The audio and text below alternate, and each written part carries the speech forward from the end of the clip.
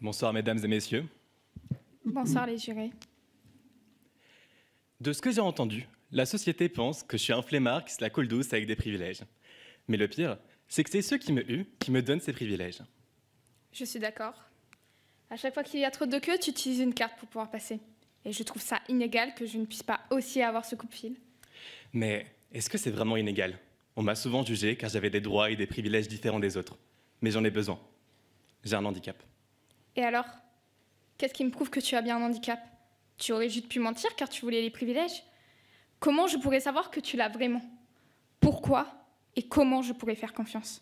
Je ne fais plus confiance. Car je suspecte que mes propres droits soient oubliés, mis de côté. Car la seule chose dont je suis sûre dans ces moments-là, c'est ce que je peux constater. Soit que tu as ce droit, là où je ne l'ai pas.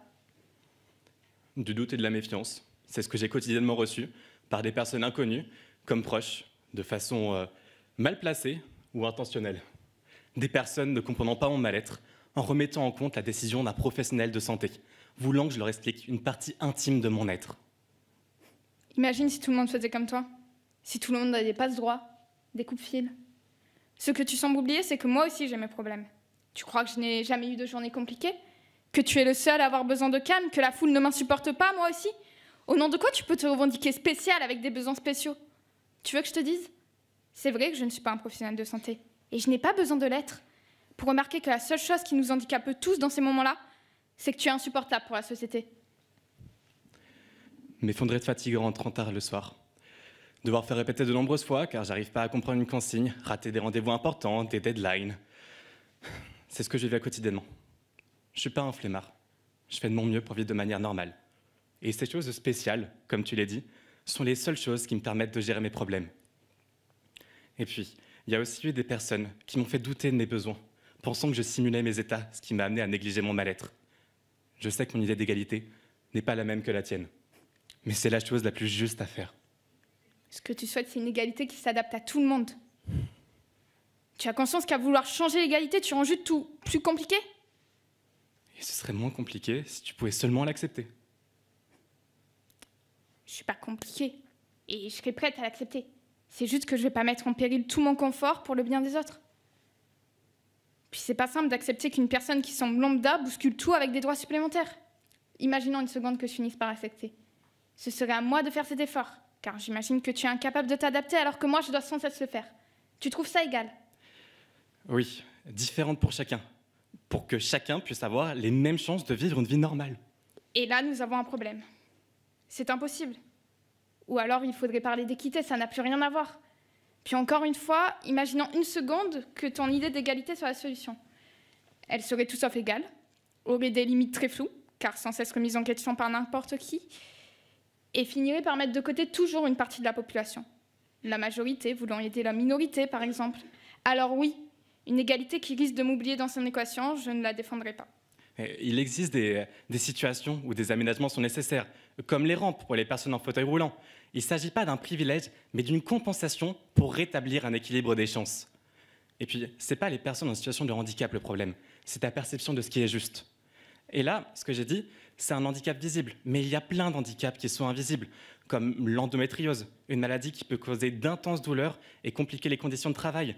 Ces personnes sont quasiment obligées d'avoir des aménagements de travail. Mais imagine si chaque collègue réagissait avec jalousie face à ses privilèges. Je ne demande pas de te battre, mais de tolérer les différences de chacun. Certaines personnes sont légitimes, c'est vrai. Mais si on écoute le premier qui dit avoir besoin d'aménagement, on ne s'en sort pas. Vu que tu sembles en avoir une, c'est quoi ton excuse?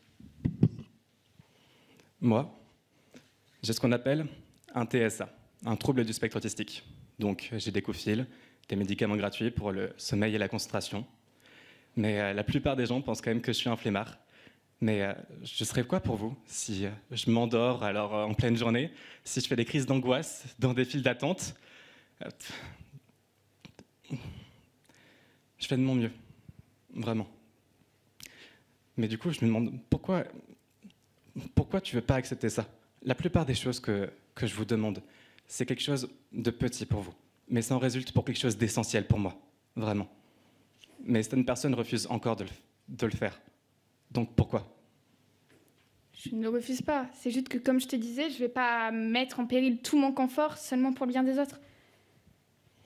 Le fameux confort. T'as juste peur pour ton confort personnel. Mais c'est normal. Tout le monde voudrait que l'égalité aille dans son sens. C'est normal. Mais si à un moment t'as besoin d'aide, j'espère que tu t'envoies pas sur une personne d'apparence égoïste comme toi. Je ne suis pas égoïste. Je demande juste une forme d'harmonie plutôt qu'une égalité. Quelque chose qui permettra à chacun d'avoir un bénéfice égal, sans pour autant que je me retrouve à devoir plus que ce que j'ai réellement. Mais tu ne dois plus, tu ne dois pas plus que ce que tu as. Tu as des droits, c'est juste que tu les as banalisés. Pour l'harmonie, je serais d'accord de me battre. Pour l'égalité et ta vision des choses, je vais réfléchir. Finalement, c'est pas si simple, cette idée d'égalité. L'harmonie, ce n'est que l'égalité en pratique, qui parvient à ses fins et s'adapte à chacun. Merci de nous avoir écoutés. Merci.